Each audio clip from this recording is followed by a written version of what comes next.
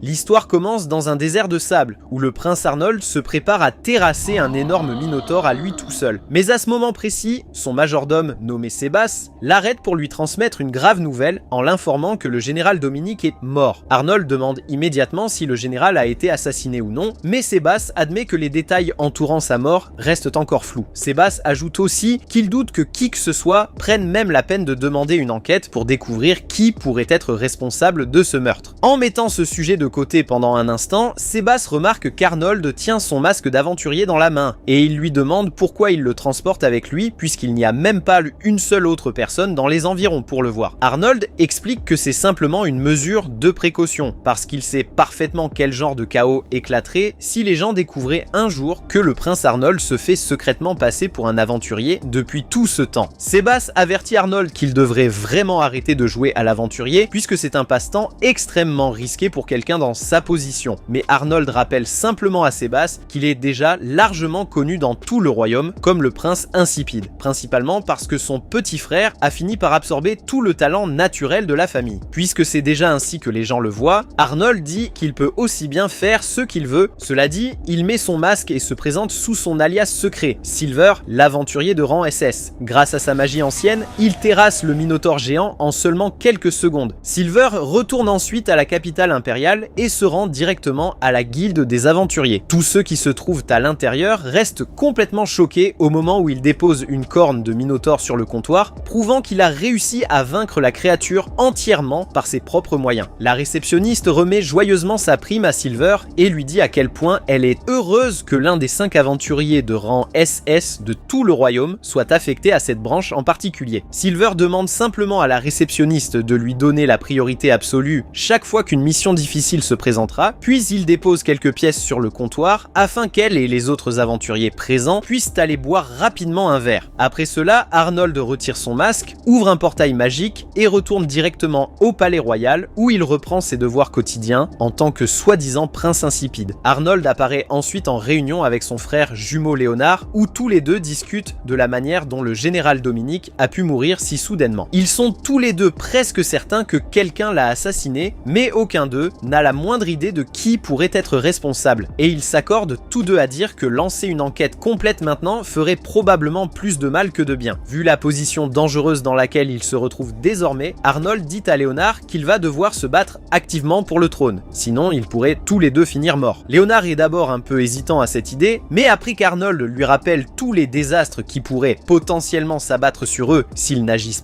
pas, Léonard finit par accepter de suivre le plan. Arnold dit à Léonard que la toute première chose qu'il doit faire est de constituer sa propre force personnelle afin qu'aucun ennemi ne puisse plus jamais les menacer. Pendant ce temps, Arnold dit qu'il se concentrera lui-même sur la formation d'alliances politiques, même s'il admet qu'elles ne seront probablement pas si solides que ça, puisque la plupart des puissantes familles nobles sont déjà rattachées à l'une des 3 factions existantes. En voyant à quel point Arnold parvient à rester calme et posé tout en gérant des problèmes aussi sérieux, Léonard commence à penser qu'Arnold serait peut-être en réalité plus adapté au rôle de roi que lui-même. Mais Arnold insiste sur le fait qu'il n'est honnêtement pas du tout ce genre de personne, il veut simplement vivre le reste de sa vie dans la paix et les loisirs aux côtés de sa future magnifique épouse. En plus de tout cela, il explique qu'il a sincèrement besoin que Léonard devienne empereur pour des raisons qui lui sont propres. Plus tard, Arnold a une conversation privée avec Sébasse qui lui demande pourquoi il ne révèle pas simplement à tout le monde qu'il est en réalité l'un des 5 aventuriers de rang SS. Arnold lui rappelle que l'utilisation de la magie ancienne est considérée comme un sérieux tabou parmi la noblesse depuis de nombreuses années. Donc révéler ce fait ne ferait qu'apporter un conflit inutile qu'il n'a tout simplement pas le temps de gérer pour l'instant. Si Arnold devait être dévoilé comme étant Silver, les gens apprendraient aussi qu'il utilise secrètement la magie ancienne depuis tout ce temps, ce qui finirait par être très mauvais pour les chances de Léonard de devenir empereur. En mettant cette inquiétude de côté, Arnold demande alors à Sébasse s'il existe par hasard des familles ducales qui ne sont actuellement pas intéressées par la lutte pour le trône. Sébasse répond qu'il n'y a qu'une seule famille de ce genre, la famille Kleinert.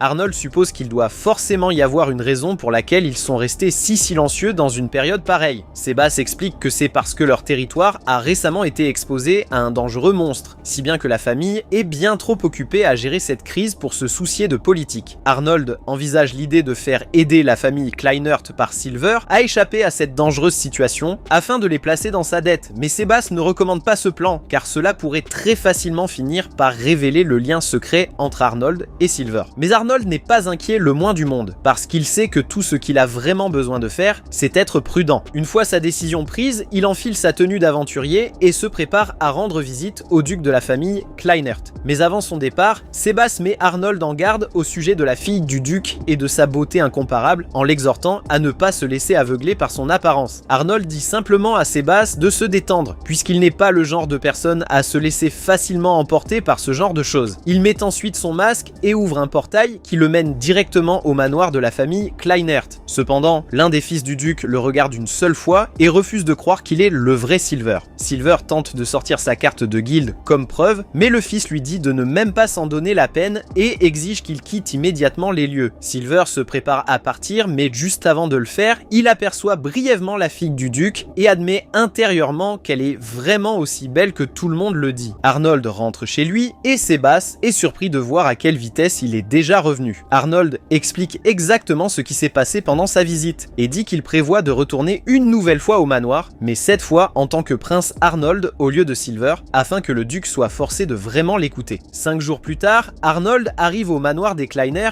et a une conversation privée en tête-à-tête avec le duc. Après avoir échangé les salutations formelles habituelles, Arnold entre directement dans le vif du sujet et dit au duc qu'il est parfaitement au courant du problème de monstres qui ravage actuellement son territoire. Arnold explique que c'est exactement pour cette raison qu'il a demandé à Léonard d'envoyer le légendaire aventurier de rang SS, Silver, pour venir régler la situation. Et pourtant, malgré tout cela, Arnold dit au duc qu'il a tout de même refusé de rembourser cette dette en se rangeant de leur côté dans leur course au trône. Le duc insiste sur le fait qu'il n'avait absolument aucune idée que Silver était déjà venu à son manoir plus tôt, et il supplie Arnold de lui pardonner tout en promettant d'enquêter personnellement sur cette affaire. Au moment où le duc quitte la pièce, un sourire satisfait se dessine sur le visage d'Arnold, tandis qu'il réalise que tout s'est déroulé exactement comme prévu. Le fait que quelqu'un de cette demeure ait chassé Silver ne fera finalement que placer le duc encore plus profondément dans leur dette. Arnold reconnaît que c'était une manœuvre sale et manipulatrice, mais il ne voit honnêtement aucun problème à salir un peu sa propre réputation si cela permet d'offrir à Léonard de meilleures chances. Environ 10 minutes plus tard, le duc revient dans la pièce, cette fois accompagné de son fils, et présente de profondes excuses à Arnold en expliquant que c'était en réalité son propre fils qui avait renvoyé Silver plus tôt. Le fils tente d'argumenter qu'il n'avait absolument aucun moyen de savoir que le vrai Silver se présenterait un jour à leur manoir, mais le duc lui ordonne simplement de se taire et d'arrêter d'aggraver davantage une situation déjà assez mauvaise. Le duc essaie ensuite d'offrir l'un de ses fils à Arnold en guise de cadeau d'excuses officielles, mais Arnold refuse catégoriquement en disant qu'il n'a aucun besoin de lui ni de son fils inutile. La seule chose qui pourrait vraiment compter comme un cadeau d'excuses digne de ce nom, dit-il, serait quelque chose qui possède une vraie valeur à la fois pour lui et pour son frère Léonard. À ce moment-là, la fille du duc, Finn, s'avance soudainement de nulle part et se propose elle-même comme cadeau d'excuses. Elle explique qu'elle était présente lorsque Silver a été renvoyé, alors elle se considère tout aussi coupable que toutes les autres personnes impliquées. En voyant jusqu'où la famille est prête à aller pour se racheter, Sébastien suggère à Arnold de simplement fermer les yeux sur tout cet incident pour cette fois. Au début, Arnold hésite à simplement laisser passer l'affaire puisque cela permettrait au manque de respect de leur famille de rester impuni. Cependant, après que Sébastien lui rappelle que punir durement ces gens n'est pas quelque chose que Léonard choisirait normalement de faire et qu'aller à l'encontre de ce genre de réputation pourrait sérieusement nuire à son image, Arnold change d'avis. À la place, il demande au duc d'envoyer quelqu'un immédiatement pour retrouver Silver, en disant qu'il lui parlera directement de cette affaire. Quelques heures de plus tard, Arnold et Finn se retrouvent d'une manière ou d'une autre face à face avec Silver, qui leur fait clairement comprendre à quel point il est encore furieux d'avoir été chassé du manoir 5 jours plus tôt. Bien que Silver admette qu'il est toujours prêt à accepter la quête d'extermination, il demande d'abord à Arnold s'il a réussi à conclure un accord qui place fermement le duc de leur côté. Arnold admet qu'il n'a pas encore conclu l'accord, mais il lui assure que cela arrivera très bientôt. En entendant cela, Silver traite une fois de plus Arnold de prince insipide, se moquant de son apparente incompétence comparée à celle de son propre petit frère. Arnold continue de rassurer Silver en lui disant que tout sera définitivement réglé, et il va même jusqu'à incliner la tête devant Silver, ce qui prend Finn complètement au dépourvu, puisqu'il est pratiquement impensable qu'un membre de la famille royale s'incline devant quelqu'un qui n'est même pas noble. En voyant à quel point Arnold est prêt à ravaler sa fierté, Silver accepte finalement de prendre en charge la quête d'extermination l'extermination du monstre. Cependant, il rappelle à Finn qu'ils comptent tous sur le duc pour respecter sa part du marché, puisqu'autrement, il n'accepterait pas cette quête. Une fois la réunion terminée, Sebas félicite Arnold pour avoir utilisé la magie d'illusion afin de créer une fausse image convaincante de Silver, qualifiant tout ce plan de pur génie. Arnold est simplement soulagé que tout se soit bien passé, puisque Finn est maintenant totalement convaincu que ce qu'elle a vu était réel. Plus tard, sur le chemin du retour, Finn remercie Arnold d'avoir incliné la tête devant Silver en son nom. Elle admet qu'au départ, elle s'attendait à ce qu'il soit quelqu'un de rempli de fierté et d'arrogance, mais il semblerait qu'elle se soit trompée à son sujet. Arnold tente de minimiser toute l'affaire en insistant sur le fait qu'il ne l'a fait que pour son propre intérêt personnel. Mais lorsqu'il regarde Finn et voit le sourire lumineux et adorable sur son visage, cela lui rappelle soudain un lointain souvenir de son enfance, à l'époque où il observait une pluie de météores avec sa mère. Plus tard, ce jour-là, Arnold et Sebas se tiennent ensemble sur la montagne, et Sebas demande à Arnold si le sourire de Finn qu'il vient de voir a réussi à raviver cette même joie qu'il ressentait autrefois lorsqu'il était enfant. Arnold dit simplement à Sebas de se taire à ce sujet. Après cet échange, Arnold commence soudain à remarquer que le désert autour d'eux est absolument rempli de slime. Sebas explique qu'un autre groupe d'aventuriers a récemment été envoyé pour s'occuper précisément de cette zone et qu'ils ont manifestement été très occupés à gérer l'infestation. Arnold comprend déjà qu'il y a autant de slime parce que la mère Slim continue sans cesse d'en mettre au monde de nouveau, ce qui signifie que l'essaim ne s'arrêtera jamais à moins que quelqu'un ne parvienne à éliminer la source elle-même. Arnold se transforme immédiatement en Silver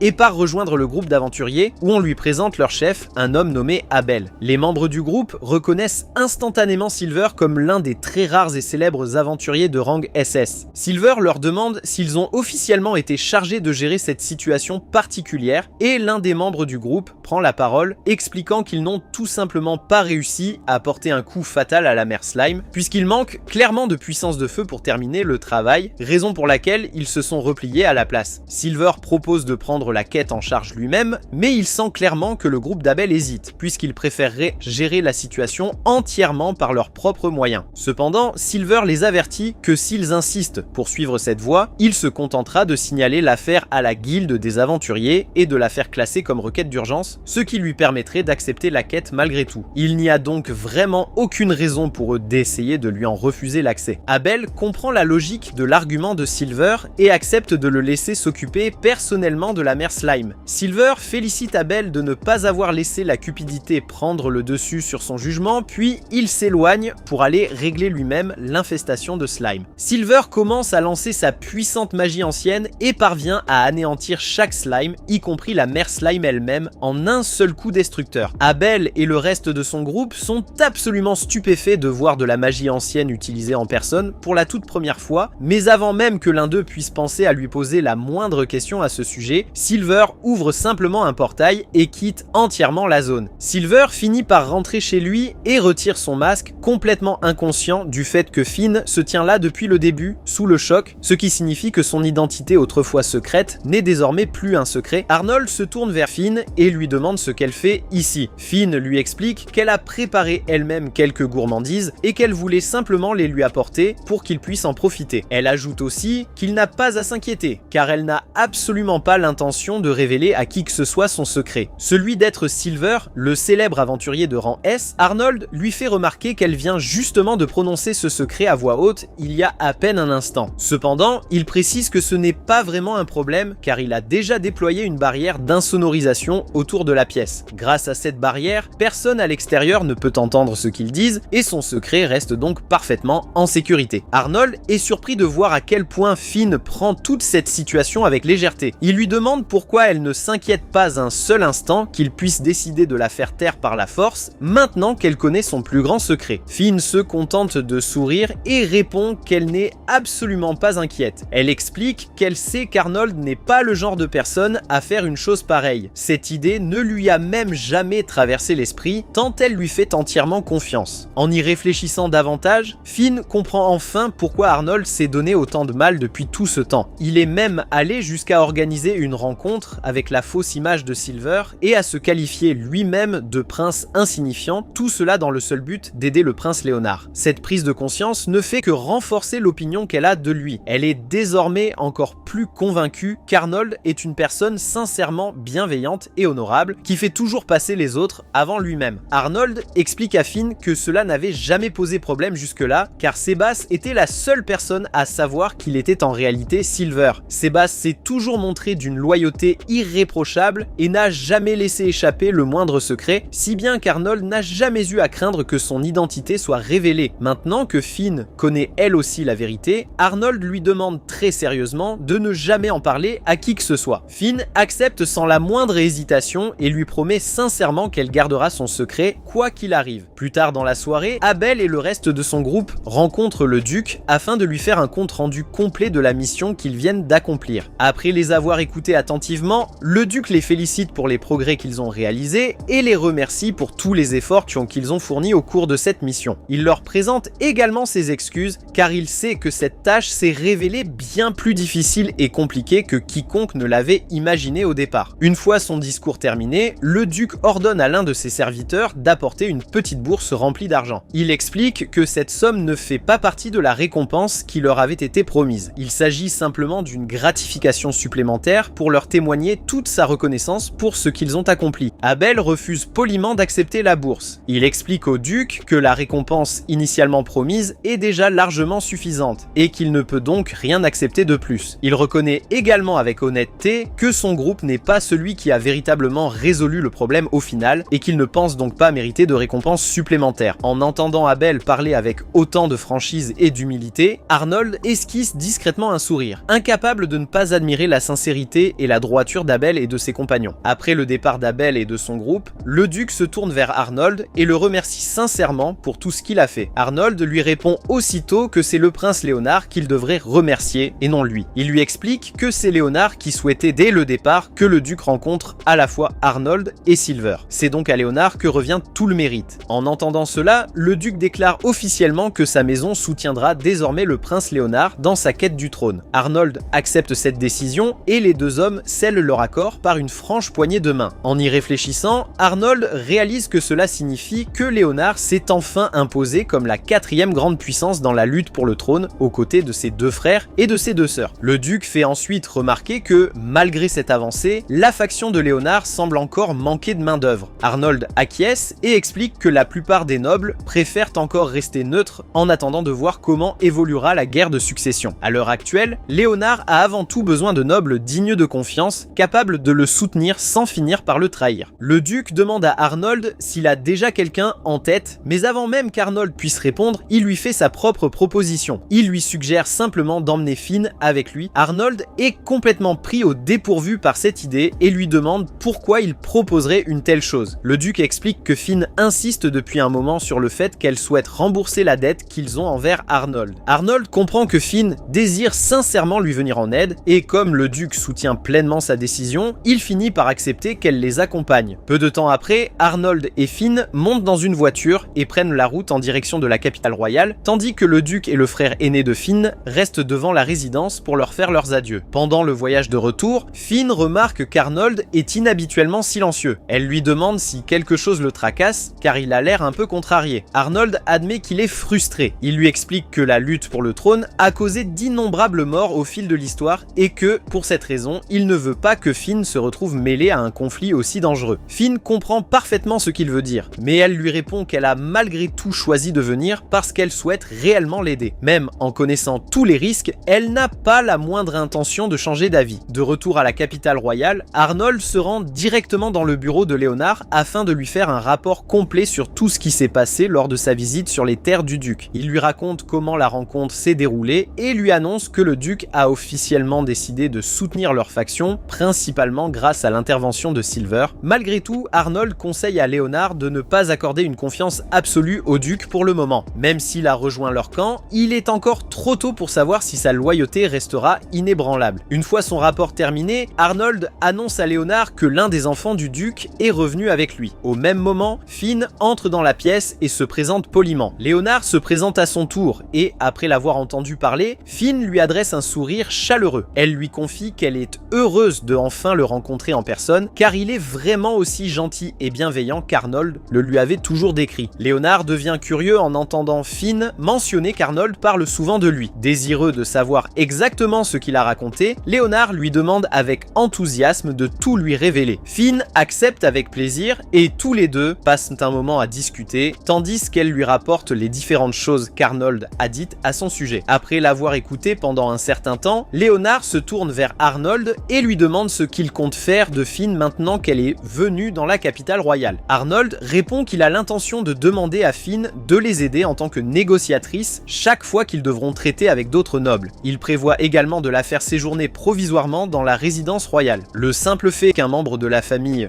Kleinhardt vive sur place devrait suffire à montrer à tout le monde que Léonard bénéficie désormais du soutien total de la maison Kleinhardt. Une fois ce sujet réglé, Arnold demande à Léonard s'il existe d'autres nobles susceptibles de devenir leurs alliés. Léonard répond qu'il est difficile de le savoir, car presque toutes les familles influentes ont déjà rejoint l'une des 3 factions les plus puissantes. Finn paraît confuse car elle ignore complètement quelles sont ces 3 factions rivales. En le remarquant, Arnold et Léonard prennent le temps de lui expliquer la situation politique actuelle. Ils lui présentent les membres des 3 familles nobles les plus puissantes du royaume et lui expliquent comment chacune d'elles se dispute le trône. Arnold lui explique que ces 3 grandes familles n'ont cessé d'étendre leur influence afin de renforcer leurs prétentions au trône. Chaque faction a construit son soutien autour d'un pilier différent du royaume. L'une d'elles est principalement soutenue par de puissants hauts fonctionnaires, une autre bénéficie de l'appui de l'armée, tandis que la 3e a rassemblé sous sa bannière les magiciens les plus puissants du royaume. Léonard ajoute que de nombreux nobles cherchent désormais à gagner les faveurs de l'une de ces 3 factions, car ils pensent qu'il s'agit du moyen le plus sûr de garantir leur propre avenir. Léonard poursuit en expliquant que tout cela a commencé environ 3 ans plus tôt, après que leur frère aîné, Wilhelm, a été tué au combat. Si Wilhelm avait survécu, il n'y aurait jamais eu de lutte pour déterminer qui hériterait du trône. Après avoir entendu cela, Arnold regarde calmement Léonard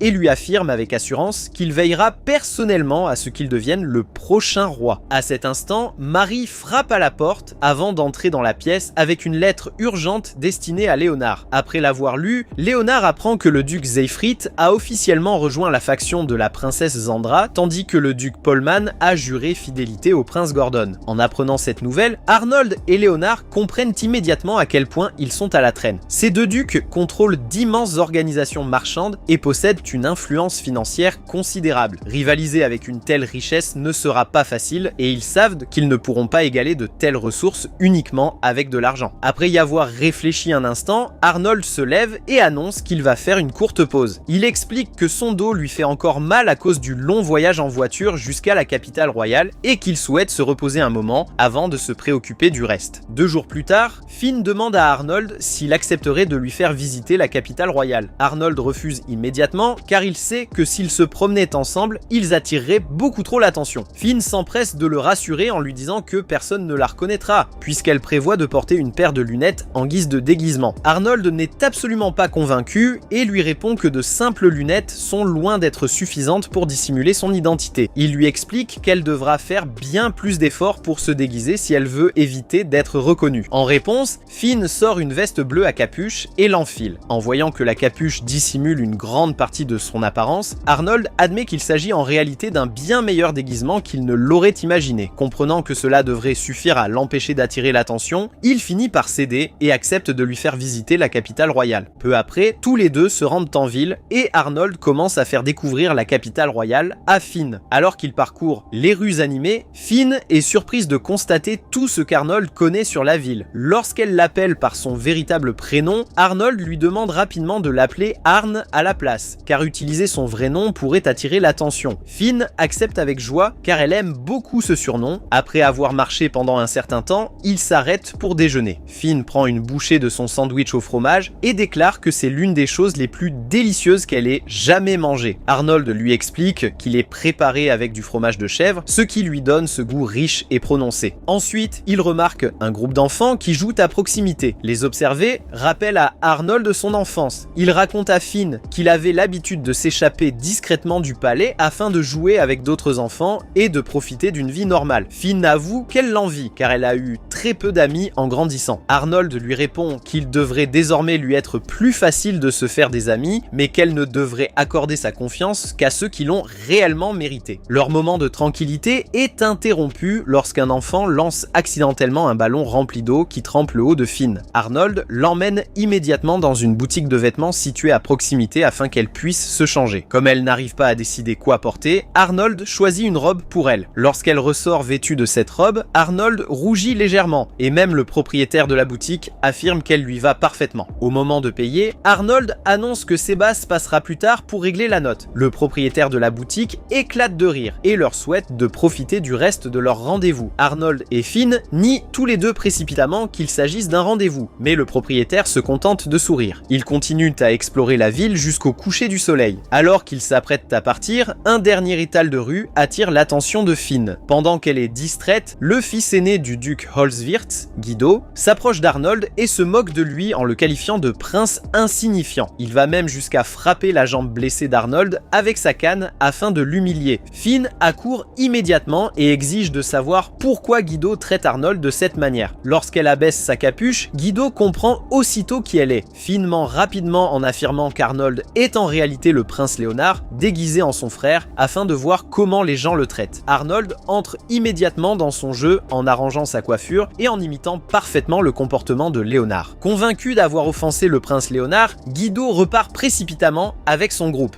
Une fois qu'il se retrouve de nouveau seul, Arnold explique à Finn que, même si elle essayait de l'aider, Guido lui en voudra probablement désormais. Il croit également que Léonard se déguise parfois en Arnold, ce qui pourrait compliquer davantage les activités secrètes de ce dernier. Malgré tout, Arnold remercie Finn, car il sait qu'elle a agi pour le défendre. Quelques jours plus tard, Arnold et Léonard reçoivent une convocation inattendue pour assister à une réunion officielle avec leur père, le roi. Comme une chose pareille ne s'est encore jamais produite, Arnold est certain que l'annonce du roi ne présagera rien de bon. La réunion commence avec tous les princes et princesses de l'Empire rassemblés à l'intérieur du palais, y compris Arnold et Léonard. Comme tout le monde a été convoqué à la dernière minute, l'atmosphère est tendue tandis qu'ils attendent que l'empereur leur explique la raison de leur présence. Après avoir remercié tout le monde d'être venu si rapidement, l'empereur s'apprête à commencer lorsque Gordon prend la parole avec impatience. Il demande pourquoi ils ont été convoqués et déclare ouvertement que si cette réunion concerne une entrée en guerre, il accepterait volontiers cette occasion. Gordon semble clairement enthousiaste à l'idée de combattre sur le champ de bataille. En entendant cela, Zandra traite immédiatement Gordon de brute sans cervelle. Elle fait remarquer qu'il semble toujours penser à la guerre avant toute autre chose. Gordon ne le nie absolument pas. Au contraire, il affirme fièrement qu'il y a un grand honneur à combattre pour l'Empire, et même à mourir sur le champ de bataille si cela s'avère nécessaire. À ses yeux, il n'existe pas de meilleure façon de prouver sa loyauté. Avant que leur dispute ne puisse aller plus loin, l'empereur prend enfin la parole. Il annonce qu'il a décidé de faire renaître une ancienne tradition impériale, connue sous le nom de Festival de la chasse des chevaliers. Non seulement le festival va faire son retour, mais tous les princes et princesses de l'Empire s'affronteront également au cours de l'événement. Cette annonce surprend immédiatement toutes les personnes présentes dans la pièce. Gordon et Zandra échangent des regards perplexes, car aucun des deux ne comprend vraiment de quoi parle l'empereur. Cependant, Eric reconnaît immédiatement ce nom. Il se souvient avoir lu des informations sur ce festival et comprend que l'empereur fait référence à l'ancienne compétition au cours de laquelle les gardes impériaux chassaient de puissants monstres. Le vainqueur était déterminé en fonction de celui qui parvenait à capturer ou à vaincre le monstre le plus grand et le plus rare durant l'événement. Franz, le chancelier impérial, confirme l'explication d'Eric. Il explique à tout le monde que le festival de la chasse des chevaliers était autrefois l'une des plus grandes traditions de l'Empire. Cependant, pour diverses raisons, il a progressivement perdu de son importance au fil des années, avant de cesser complètement d'être organisé. Désormais, l'empereur a décidé que le moment était venu de faire renaître le festival et d'en faire à nouveau un événement officiel. Franz rassure également tout le monde en affirmant qu'il n'y aura aucun problème avec la guilde des aventuriers. Comme bon nombre des monstres les plus puissants relèvent normalement de l'autorité de la guilde, certains princes se demandaient probablement si cela risquait de provoquer un conflit. Franz explique que ses préoccupations ont déjà été réglées, car la guilde des aventuriers a officiellement accepté de soutenir l'événement, permettant ainsi à la compétition de se dérouler sans le moindre problème. Après avoir entendu tout cela, Gordon devient immédiatement intéressé. Une compétition consistant à chasser de puissants monstres semble parfaite pour lui. Sans perdre une seconde, il demande à l'empereur quelle récompense recevra le vainqueur du festival. Gordon suggère immédiatement que le gagnant devrait recevoir le titre de prince héritier. Cependant, l'empereur répond qu'une telle récompense est bien trop précieuse. À la place, il annonce que le vainqueur recevra le titre d'ambassadeur extraordinaire. Tout le monde est choqué par cette annonce, car chacun sait à quel point ce titre est prestigieux et respecté. Après la réunion, Léonard dit à Arnold qu'il serait la personne idéale pour occuper le poste d'ambassadeur extraordinaire. Cependant, Arnold ne pense pas être capable de nouer et d'entretenir de bonnes relations avec les autres nations, alors il affirme que Léonard serait en réalité un bien meilleur choix. Léonard sait qu'Arnold a raison, mais l'idée de devoir affronter sa propre famille ne lui semble toujours pas juste. Malgré tout, Léonard comprend que remporter cette compétition est extrêmement important pour ses projets futurs, alors il décide d'y participer. Cependant, il précise également qu'il aura besoin de l'aide d'Arnold et de Finn s'il veut avoir une chance de gagner. Après être rentré chez lui, Arnold explique toute la situation à Seabass et Finn. Finn affirme qu'il s'agit d'une excellente occasion pour Léonard et Arnold est d'accord avec elle. Cependant, il souligne également que cela pourrait devenir un énorme problème pour eux. Si quelqu'un comme Zandra ou Eric remporte le titre, cette personne obtiendra un avantage considérable et pourrait facilement écarter Léonard de la course au trône. Arnold et Seabass passent un moment à tenter de trouver une solution. Alors qu'ils discutent de différentes idées, Finn affirme soudainement qu'elle en a trouvé une. Elle dit à Arnold qu'il lui suffit de remporter lui-même la première place de la compétition. Cependant, Arnold et Seabass lui répondent immédiatement que c'est une très mauvaise idée. Arnold doit continuer à faire semblant d'être faible et incapable. S'il commence soudainement à dévoiler ses véritables capacités, tout le monde deviendra méfiant car cela semblerait totalement contraire à son comportement habituel. Arnold admet que son idée possède les plus grandes chances de réussite, mais il lui rappelle qu'elle révélerait également leur principal atout. Une fois ce secret dévoilé, Léonard perdrait l'avantage qu'ils se sont efforcés de protéger, ce qui rendrait son accession au trône bien plus difficile. Seabass commence ensuite à réfléchir à ce que les autres princes et princesses pourraient faire avant le début de la compétition. Il affirme qu'ils pourraient attirer à l'avance des monstres rares dans la zone de chasse afin d'augmenter leurs chances de gagner. En entendant cela, Arnold réalise qu'il pourrait faire quelque chose de similaire en poussant des monstres vers la région de l'Est tout en étant déguisé en Silver. Cependant, Finn lui répond immédiatement que c'est une très mauvaise idée. Arnold reconnaît aussitôt qu'elle a raison, car il sait que cela ne ferait qu'apporter le désastre aux innocents vivant dans la région de l'Est. Arnold affirme ensuite qu'il admire le fait que Finn choisisse toujours de faire ce qui est juste, même lorsque faire le mauvais choix pourrait lui être bénéfique. Cependant, Finn comprend complètement de travers ce qu'il veut dire et croit qu'Arnold vient de lui avouer son amour. Transportée de joie par ce qu'elle pense avoir entendu, elle quitte joyeusement la pièce pour aller lui chercher une autre tasse de thé. Après que Finn a quitté la pièce, Seabass informe Arnold que la guilde des aventuriers tente de contacter Silver depuis déjà un certain temps. Le lendemain, Arnold enfile son déguisement de Silver et se rend à la guilde. Dès son arrivée, la réceptionniste l'informe qu'une prime de rang A a été placée sur un cerbère mutant. Plusieurs autres groupes d'aventuriers de rang A ont déjà été vaincus, alors la guilde compte sur Silver puisqu'il est le seul aventurier de rang S disponible. Silver part immédiatement affronter le cerbère mutant. Voulant mettre fin au combat rapidement, il lance une puissante décharge d'énergie sur le monstre. Cependant, le cerbère est bien plus résistant qu'il ne l'imaginait et survit à l'attaque. Comprenant qu'il ne peut plus se retenir, Silver bondit très haut dans les airs et active sa compétence Ascension d'énergie, éliminant le monstre d'un seul coup. Après le combat, Silver s'approche pour récupérer le noyau du monstre. C'est alors qu'Elna, la commandante du 3e régiment, arrive à cheval et lui demande si c'est bien lui qui a vaincu le cerbère mutant. Silver confirme que c'est le cas, puis lui demande sarcastiquement si elle est trop aveugle pour s'en rendre compte. Cette remarque offense clairement Elna. Cherchant à se venger, Elna commence à chercher n'importe quel prétexte pour accuser Silver d'avoir manqué de respect à sa noble famille. Cependant, Silver retourne la situation contre elle et lui rappelle que c'est en réalité elle qui manque de respect à la guilde des aventuriers. Il souligne que la seule raison pour laquelle elle est venue jusqu'ici était qu'elle comptait vaincre elle-même le cerbère si la guilde ne s'en était pas déjà chargée. Comprenant que Silver n'a pas tort, le vice-commandant d'Elna lui conseille rapidement de laisser tomber. Il lui explique que si la guilde avait officiellement accepté la requête en premier, alors ce serait eux qui seraient en tort en intervenant. Il rappelle également à Elna qu'ils doivent retourner à la capitale le plus vite possible. Avant de partir, il est évident qu'Elna a développé une rancune personnelle envers Silver. Après qu'elle s'est éloignée à cheval, Silver admet que l'insulter lui a procuré une certaine satisfaction. Malgré tout, il comprend que se faire une ennemie comme elle n'était probablement pas la décision la plus intelligente. Quelques jours plus tard, Arnold et Seabass attendent l'arrivée de la nouvelle personne que le roi envoie pour renforcer leurs forces. Arnold espère discrètement qu'il ne s'agit pas d'Elna. Cependant, Sébastien lui rappelle qu'Elna est l'une des chevalières les plus talentueuses et prometteuses du royaume. Alors il pourrait difficilement espérer quelqu'un de plus compétent. Arnold reconnaît qu'elle est extrêmement douée, mais il avoue qu'il ne peut tout simplement pas la supporter. La principale raison est qu'elle avait l'habitude de le harceler lorsqu'ils étaient enfants et qu'il ne l'a toujours pas oublié. Arnold est complètement stupéfait lorsqu'Elna arrive soudainement dans son bureau. Elle l'informe que le régiment chargé de le soutenir lors de la prochaine compétition n'est autre que le sien. Dès qu'il l'entend, Arnold refuse immédiatement. Elna est la dernière personne qu'il souhaite avoir à ses côtés. Cependant, Elna n'a aucune intention de partir. Elle lui déclare avec assurance qu'elle va s'assurer qu'il remporte la compétition et prouver à tout le monde qu'ils ont tort de l'appeler le prince insipide. Malheureusement pour elle, c'est exactement le contraire de ce qu'Arnold souhaite. Tout son plan repose sur le fait de rester discret et de continuer à se faire passer pour un prince faible et inutile. S'il commence soudainement à recevoir des éloges, toute l'attention se concentrera sur lui, ce qu'il cherche précisément à éviter depuis le tout début. Ignorant toutes les plaintes d'Arnold, Elna ne perd pas une seconde. Elle le traîne dehors et lui impose immédiatement une série d'exercices d'entraînement brutaux, refusant de le laisser se reposer, peu importe son niveau de fatigue. Le lendemain matin, son dos est couvert de douleurs musculaires et chaque partie de son corps le fait souffrir. Tandis que Finn lui masse doucement le dos, Arnold grimace de douleur et lui demande d'y aller un peu plus doucement car il a mal partout. Finn ne peut s'empêcher d'être perplexe. Puisqu'Arnold est secrètement l'aventurier légendaire de rang S, connu sous le nom de Silver,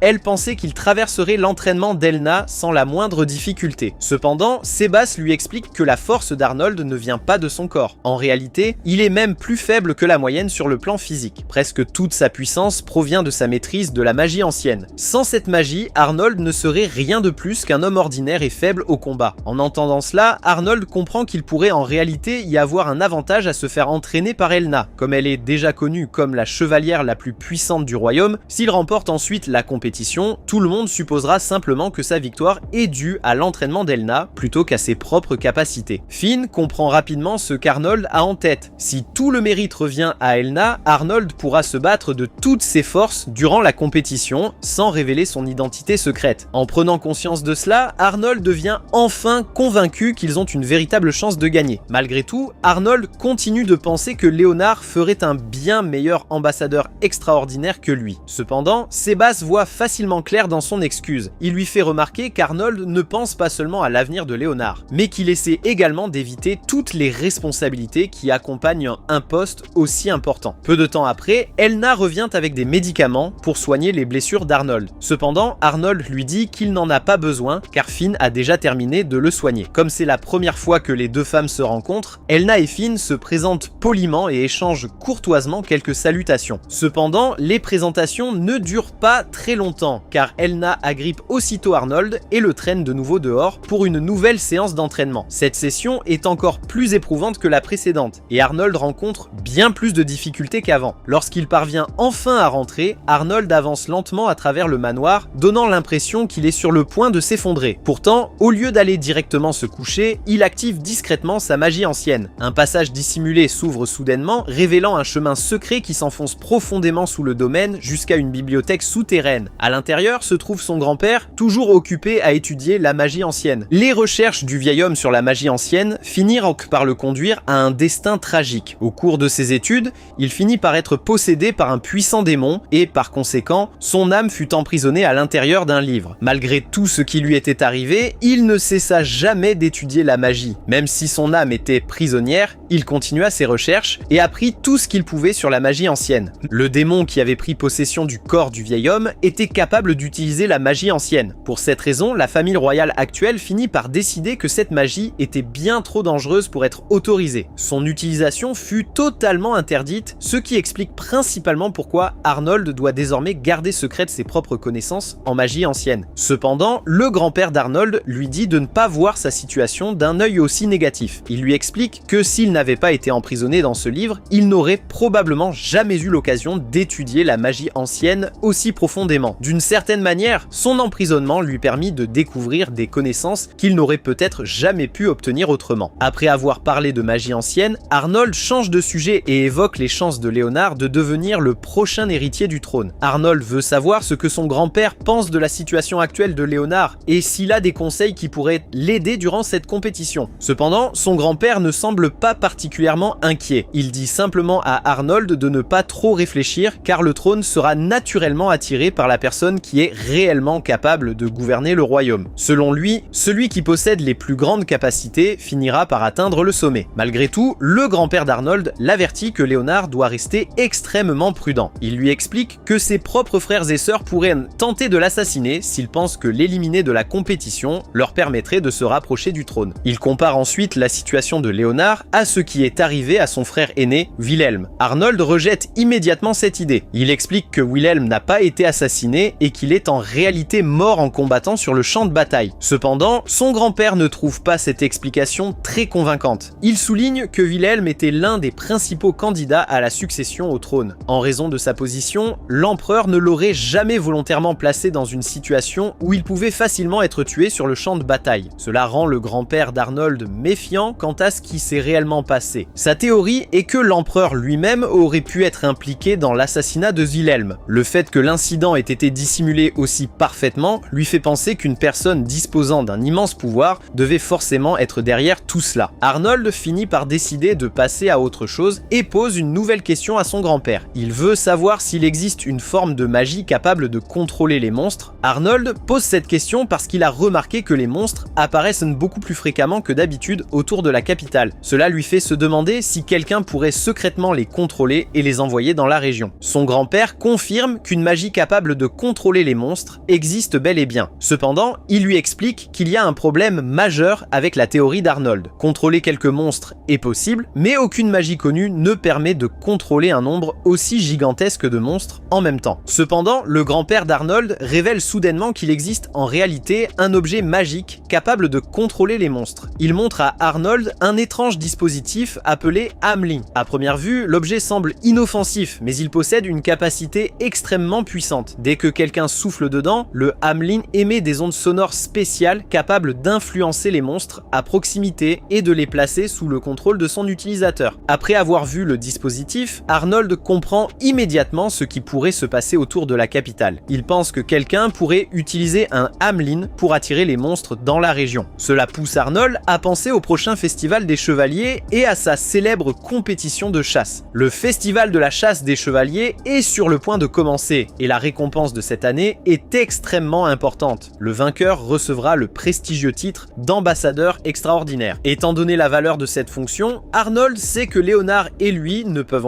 pas se permettre de perdre cette compétition. S'ils veulent que Léonard ait une véritable chance d'hériter du trône, ils n'ont pas d'autre choix que de gagner. Cependant, Arnold doit désormais faire face à un problème bien plus important. Si quelqu'un utilise un Hamelin pour contrôler et attirer les monstres, alors Arnold doit trouver un moyen de l'arrêter avant le début du festival. Il demande à son grand-père ce qu'il faudrait faire pour empêcher le Hamelin d'affecter les monstres. Son grand-père lui explique que le seul moyen de l'arrêter est de détruire l'appareil lui-même. Tant que le Hamelin restera intact, il continuera d'émettre des ondes sonores capables d'influencer les monstres et de les attirer vers la région. Cela pousse Arnold à réfléchir à quelque chose d'étrange. Lui et son grand-père se souviennent que les monstres avaient déjà commencé à apparaître autour de la capitale bien avant même l'annonce du festival des chevaliers. Cela signifie que l'apparition soudaine des monstres ne pouvait pas avoir été causée uniquement par le festival. Arnold comprend que quelqu'un devait préparer quelque chose avec ces monstres bien avant que quiconque ne soit au courant de la compétition. L'empereur, en particulier, avait peut-être une autre raison d'attirer autant de monstres vers la capitale. Le festival pourrait simplement servir d'excuse pratique pour le véritable plan qu'il a en tête. Avec toutes ces pensées qui se bousculent dans son esprit, Arnold finit par quitter son grand-père et reprend son chemin à travers les couloirs. Cependant, alors qu'il marche, Arnold ressent soudain quelque chose d'inhabituel. Il comprend que quelqu'un le suit secrètement. Au lieu de continuer à avancer, Arnold s'arrête au milieu du couloir. Il se retourne et dit calmement à la personne cachée derrière lui de sortir et de révéler son identité. Un mercenaire finit par sortir de l'ombre, il sort immédiatement un couteau, rendant ses intentions parfaitement claires. Cependant, l'homme explique rapidement qu'il n'a aucune intention de tuer Arnold. Son objectif est bien plus simple, il a été engagé pour s'assurer qu'Arnold ne participe pas au prochain festival des chevaliers. L'homme semble convaincu qu'arrêter un prince prétendument faible comme Arnold ne devrait pas être difficile. Après tout le monde connaît Arnold sous le surnom de prince insipide, quelqu'un que l'on croit presque totalement dépourvu de talent ou de capacité, mais dès que le mercenaire tente de passer à l'action, Arnold Arnold le prend complètement au dépourvu. Sans même fournir le moindre effort, Arnold active sa magie et crée une puissante barrière autour du mercenaire. La barrière l'emprisonne instantanément sur place, l'empêchant de bouger ou de s'échapper. L'homme est totalement stupéfait, il ne s'attendait absolument pas à ce qu'Arnold possède un tel pouvoir. À cet instant, le bandit comprend que l'homme que tout le monde appelle le prince insipide n'est peut-être pas aussi insipide qu'il le pense. Le bandit, comprenant qu'Arnold l'a démasqué, appelle soudainement le reste de ses compagnons et leur ordonne d'attaquer. Cependant, avant qu'il puisse faire quoi que ce soit, Sébas entre brusquement dans la pièce. Il informe calmement Arnold qu'il n'a aucune raison de s'inquiéter, car il s'est déjà occupé des autres bandits. Une fois le reste du groupe vaincu, Arnold reporte son attention sur le mercenaire qui se tient devant lui. Il décide d'utiliser sur lui un sort de torture mentale, forçant l'homme à révéler la vérité sur la personne qu'il a envoyée. Sous l'effet du sort, le mercenaire finit par avouer que c'est Zandra qui l'a engagé pour empêcher Arnold de participer au festival des chevaliers. Arnold n'est pas ravi d'apprendre que Zandra était derrière cette attaque. Le fait qu'elles aient été prêtes à le faire assassiner lui fait comprendre qu'elle est clairement une ennemie dangereuse. Cependant, le moment choisi pour l'attaque pousse également Arnold à se demander si Zandra est réellement responsable des mystérieuses attaques de monstres qui se produisent autour de la capitale. Après tout, si Zandra vient tout juste d'essayer de faire tuer Arnold, il semble peu probable qu'elle contrôle également les monstres en secret. Arnold commence à penser que quelqu'un d'autre doit être derrière ces événements étranges. D'après tout ce qu'il a appris jusqu'à présent, il pense que le véritable coupable pourrait être Gordon ou Eric. Avec cette idée en tête, Arnold s'éloigne et demande à Sébas d'emmener l'assassin capturé et de l'enfermer dans un endroit sécurisé. Cependant, alors qu'Arnold est sur le point de partir, Sébas lui annonce que le lieu du prochain festival des chevaliers vient enfin d'être révélé. Cette année, l'événement se déroulera à Kiel, une région située dans la partie orientale de l'Empire. Cette nouvelle signifie qu'Arnold et les autres savent désormais exactement où ils devront se rendre pour la compétition. Le festival n'étant plus qu'à un jour, les habitants de Kiel sont déjà extrêmement enthousiastes. La ville entière est remplie de personnes impatientes d'assister à l'événement et tout le monde attend avec excitation l'arrivée du lendemain. Pendant ce temps, Arnold décide d'offrir un cadeau spécial à Finn avant le début du festival. Il lui donne une paire de lunettes magiques qui l'aideront à dissimuler sa véritable identité. Lorsqu'elle les portera, les autres ne pourront pas facilement reconnaître qui elle est réellement, ce qui lui permettra de se déplacer sans attirer une attention indésirable. Plus tard, Arnold et Finn passent un peu de temps à explorer la ville ensemble. Cependant, ils finissent par visiter presque toutes les pâtisseries qu'ils trouvent et goûter toutes sortes de gâteaux. Au bout d'un moment, ils se retrouvent tous les deux assis avec l'estomac complètement rempli. Finn, cependant, n'est pas vraiment satisfaite de la situation. Même si elle est déjà rassasiée, elle veut encore visiter d'autres pâtisseries et goûter encore plus de desserts. Arnold lui fait remarquer qu'elle ne peut absolument pas continuer à manger alors qu'elle est déjà aussi pleine. À la place, il lui suggère d'aller se promener dans la ville pour qu'elle puisse bouger un peu et avec un peu de chance, retrouver de l'appétit. Mais pendant leur promenade, Arnold et Finn aperçoivent soudainement quelqu'un qu'ils connaissent. Il s'agit de Léonard. Arnold se souvient que Léonard se trouve actuellement à Kiel pour une mission officielle avec les chevaliers. Alors que Léonard s'approche d'eux, les habitants à proximité commencent immédiatement à comparer les deux frères. Malheureusement pour Arnold, les comparaisons ne sont pas vraiment flatteuses. Les habitants commencent à dire que Léonard est bien plus beau et qu'il a l'air beaucoup plus fort qu'Arnold. Celui-ci ne prête pas beaucoup d'attention à leurs remarques et demande simplement à Léonard ce qu'il fait en ville. Léonard explique que plusieurs vols ont récemment eu lieu dans toute la ville. Pour cette raison, il a été envoyé sur place afin d'enquêter sur la situation et de découvrir qui en est responsable. Le festival des chevaliers n'étant plus qu'à un jour, Arnold comprend qu'il se passe peut-être bien plus de choses à Kiel que la simple préparation de la compétition. Alors qu'Arnold et Léonard poursuivent leur conversation, un groupe de rongeurs blancs se faufile soudainement sous les robes des filles, provoquant une certaine agitation. Une fois le tumulte retombé, Léonard les identifie comme des blettes. Arnold explique alors qu'il ne s'agit pas de rats ordinaires et que la personne responsable des vols les utilise comme outils pour dérober des objets.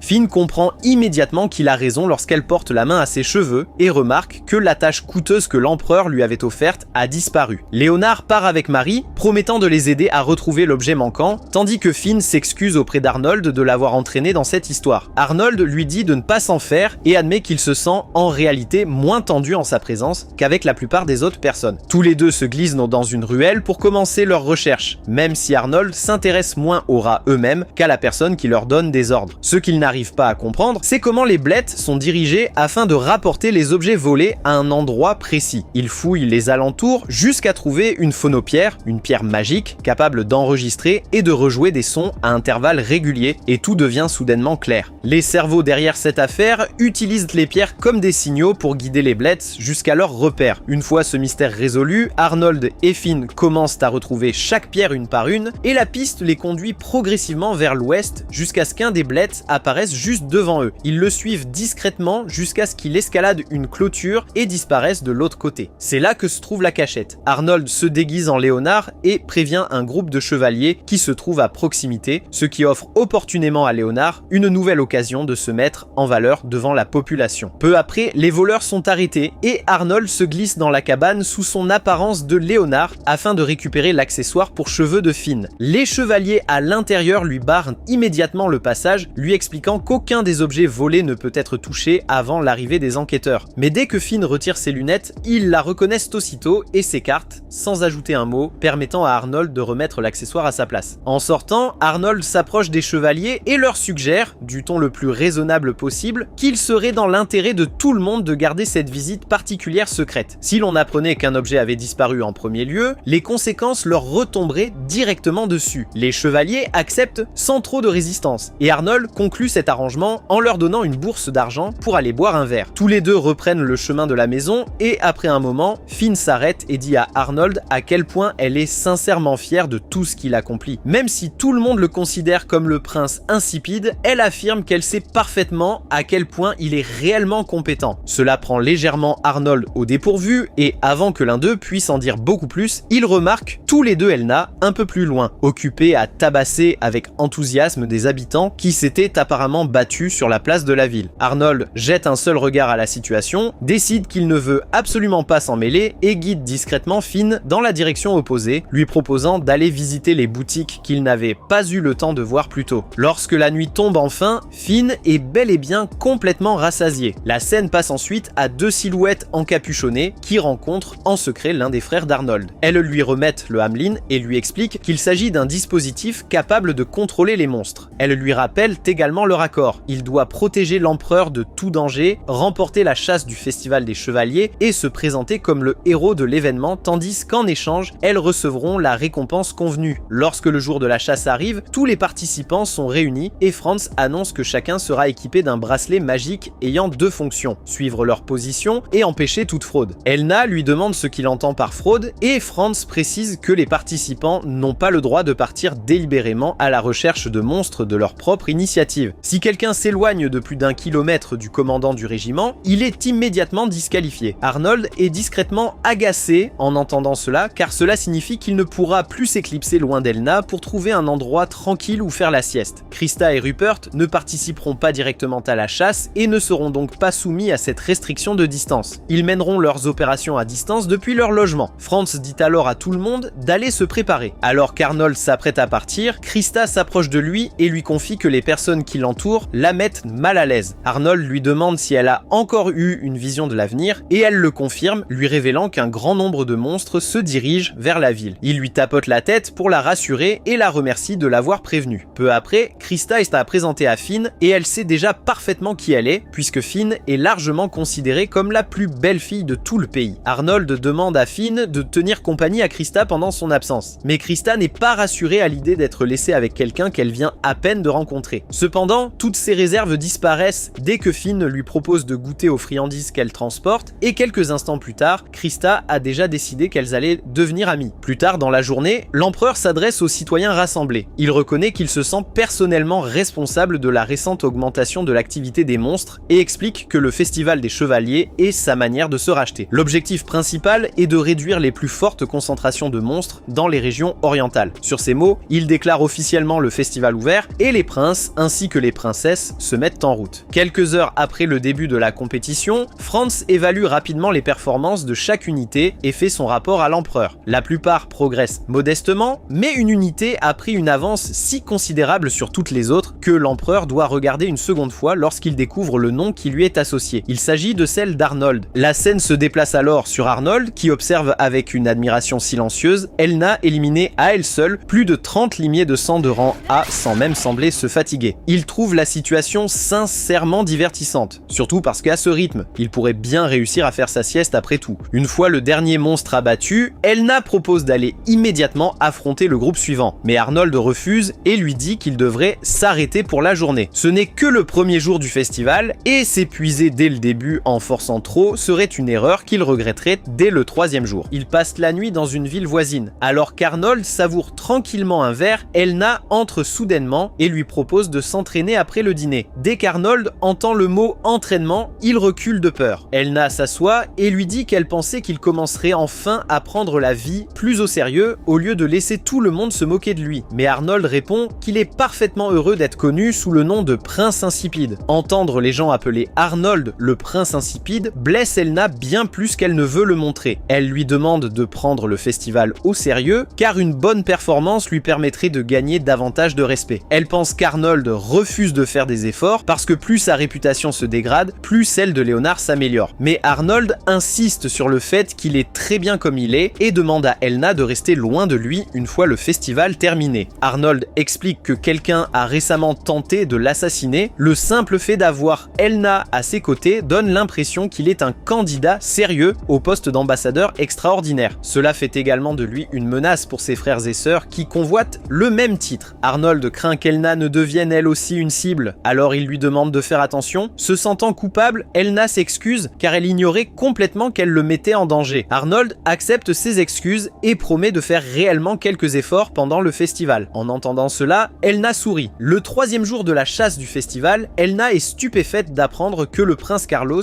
occupe la première place. L'un des chevaliers suppose que Carlos a dû vaincre plusieurs monstres de rang AAA pour obtenir autant de points. Elna en doute immédiatement. Elle sait que Carlos se trouvait avec le 7e régiment et celui-ci est loin d'être assez puissant pour accomplir quelque chose de ce genre. Arnold écoute silencieusement la conversation et comprend que Carlos est celui qui utilise le Hamelin. Se souvenant de l'avertissement de Krista, il en conclut que quelque chose de terrible est sur le point de se produire. Un instant plus tard, Elna pose son oreille contre le sol et entend une immense ruée. Tous les monstres de l'Est sont en train de fuir parce que quelqu'un les chasse. Tout le monde se demande où ils se dirigent, mais Arnold répond sans hésiter. Il fonce droit vers Kiel. Il demande si les soldats stationnés à Kiel seront capables d'arrêter les monstres, mais Elna répond qu'ils n'y parviendront probablement pas. Arnold lui demande alors si elle irait quand même protéger Kiel, même si cela devait lui coûter la vie. Elna répond sans hésiter. Protéger l'empereur et le peuple est son devoir et elle n'a pas peur de mourir. Les autres chevaliers déclarent également qu'ils sont prêts à risquer leur vie. Avant que quiconque ne parte, Arnold les arrête. Il affirme qu'il refuse d'envoyer quelqu'un qui ne peut pas lui promettre qu'il survivra. Les chevaliers s'agenouillent aussitôt et jurent qu'ils reviendront vivants. Elna dit qu'ils doivent partir immédiatement, mais Arnold affirme qu'il ne ferait que les ralentir. Il frappe alors son bracelet magique de localisation avec son épée et le brise, faisant semblant qu'il s'agissait d'un accident. Il dit qu'il va simplement se rendre dans un bar pour se détendre. Elna lui demande pourquoi il a détruit le bracelet alors qu'ils avaient encore une chance de remporter le festival. Arnold lui demande simplement de rapporter à l'empereur qu'il l'a cassé par accident. Il interpelle ensuite tous les chevaliers et leur demande de sauver les habitants de Kiel et de protéger l'empereur. Ces paroles galvanisent tout le monde et Elna ainsi que les chevaliers jurent de défendre Kiel et l'empereur quoi qu'il arrive. Dès que les chevaliers s'éloignent, Arnold se transforme immédiatement en Silver et se téléporte vers un autre endroit. Pendant ce temps, l'empereur se tient lui-même aux portes de Kiel, dirigeant personnellement la défense tout en combattant pour empêcher les monstres de pénétrer dans la ville. Peu après, la situation empire encore lorsqu'un chevalier à ses côtés lui annonce qu'une deuxième vague de monstres approche. Non seulement d'autres créatures sont en route, mais le rapport indique qu'elles sont près de 3000 à foncer droit vers la ville. En entendant ce nombre, les chevaliers se mettent à trembler de peur. Ils savent à quel point une nouvelle vague de cette ampleur sera dangereuse. Cependant, l'empereur refuse de les laisser perdre courage. Il ordonne à tous les soldats de ne pas se décourager, car avec le nombre de troupes dont ils disposent actuellement, cela signifie simplement que chaque soldat n'aura qu'un seul monstre à affronter. À cet instant, l'empereur lève les yeux vers le ciel et remarque deux jeunes hommes flottant très haut au-dessus du champ de bataille. Se demandant qui ils sont, il leur demande de décliner leur identité. Les deux hommes se présentent sous les noms de Sam et Dean. L'empereur reconnaît immédiatement ces noms, car il en a déjà entendu parler. Ils ont tous les deux été bannis par les autres vampires, et la guilde des aventuriers a même placé une prime de rang S sur leur tête. Sam et Dean ne nient rien, au contraire, ils admettent que tout ce que l'empereur a entendu est vrai. Même si tout cela s'est produit il y a très longtemps, ils n'ont toujours pas oublié l'humiliation qu'ils ont subie à l'époque. L'empereur trouve cette rancune étonnamment tenace, surtout que l'empereur responsable de ces événements est mort depuis de nombreuses années, mais Sam et Dean n'en ont absolument rien à faire. À leurs yeux, la vie des humains est beaucoup trop courte comparée à celle des vampires. Puisqu'ils n'ont pas pu se venger de l'empereur qui leur avait fait du tort, ils ont décidé de se venger de ses descendants et de détruire tout ce qui appartient à sa lignée. Sans perdre une seconde, Dean commence à rassembler une gigantesque sphère d'énergie dans sa main. L'attaque devient de plus en plus puissante alors qu'il se prépare à anéantir tous ceux qui se trouvent en contrebas d'un seul coup. L'empereur regarde l'attaque foncer droit vers lui et accepte silencieusement que sa fin est peut-être arrivée. Mais à la toute dernière seconde, Elna apparaît soudainement devant lui et bloque l'attaque avec son épée. L'empereur est stupéfait de voir Elna ici, car elle était censée veiller sur Arnold pendant le festival. Il apprend rapidement que c'est Arnold lui-même qui lui a ordonné de venir protéger Kill. En entendant cela, l'empereur se sent sincèrement heureux, car pour la première fois, il a l'impression qu'Arnold commence enfin à devenir une personne responsable. L'empereur ajoute également qu'il a hâte de voir à quel point Elna s'est améliorée au fil des années. Elna lui répond avec assurance qu'il ne sera pas déçu, tout en dégainant la légendaire épée d'Amsberg. Dès que Sam aperçoit l'épée, il éclate immédiatement de rire et se moque à la fois de l'arme et de sa propriétaire. Dean, cependant, avertit rapidement Sam de ne pas se montrer imprudent. Les membres de la famille Amsberg sont des héros célèbres et aucun d'entre eux ne doit être considéré comme un simple humain. Sam observe Elna de plus près et la reconnaît soudainement comme la chevalière chargée de protéger Arnold, le prince que tout le monde surnomme le prince insipide. Dès que Sam insulte Arnold, Elna perd complètement patience. Elle se précipite immédiatement vers lui, réduit la distance en un instant et lui assène un puissant coup d'épée qui l'envoie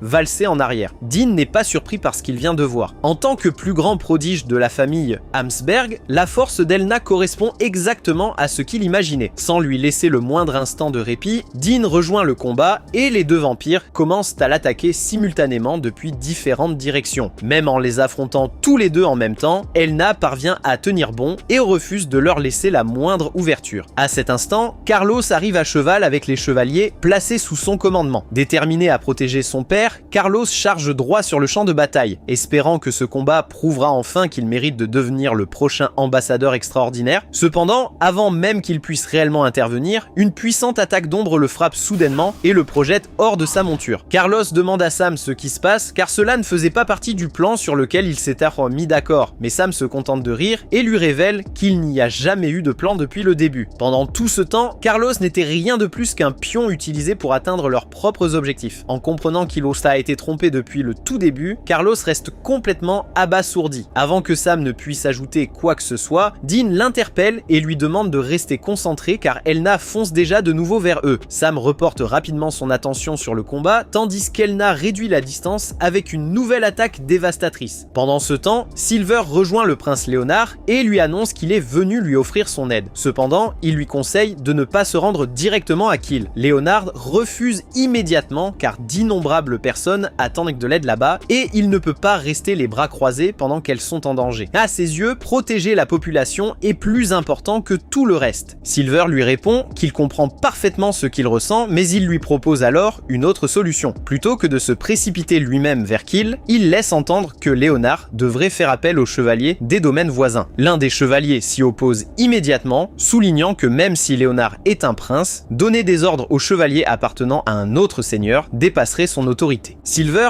admet que cette idée semble probablement impossible au premier abord. Malgré tout, il affirme que sa spécialité a toujours été de transformer l'impossible en réalité. En fin de compte, la seule chose qui compte est de savoir si Léonard a le courage de prendre cette décision. Après avoir entendu ces paroles, Léonard n'hésite pas une seule seconde. Il affirme qu'il est prêt à assumer l'entière responsabilité si cela lui permet de sauver les personnes placées sous sa protection. Il demande alors à Silver comment ils vont concrètement réussir à accomplir une telle chose. Silver sourit et lui explique que le plan est en réalité très simple. Il va créer un portail de transport et Léonard se tiendra devant pour prononcer un discours. Tous les chevaliers qui le traverseront entendront ses ordres, ce qui lui permettra de guider les soldats désorientés et de leur indiquer précisément où ils doivent se rendre. Silver remarque l'expression sur le visage de Léonard et lui demande s'il n'est pas certain de pouvoir y parvenir. Léonard reconnaît honnêtement qu'il n'a aucune confiance en lui. Malgré cela, il reste prêt à faire tout ce qui est en son pouvoir si cela permet de sauver davantage de vies. Une fois la décision prise, Silver ouvre le portail de transport et demande à Léonard ainsi qu'aux autres de le suivre. Léonard traverse le portail et reste stupéfait lorsqu'il arrive instantanément à Kill. Avant que quiconque ne puisse ajouter un mot, Silver lance un sort d'amplification sur Léonard, permettant à sa voix de résonner dans toute la zone, afin que toutes les personnes présentes puissent l'entendre clairement. Lorsque tout est prêt, Léonard commence son discours. Il appelle les chevaliers de tous les domaines voisins et leur demande de l'aider à défendre Kiel. Il leur explique qu'ils n'ont pas besoin de l'autorisation de leur seigneur, car il est prêt à assumer lui-même l'entière responsabilité si quelqu'un remet plus tard leurs actions en question. Un soldat nommé Hans est le premier à traverser le portail. Il s'agenouille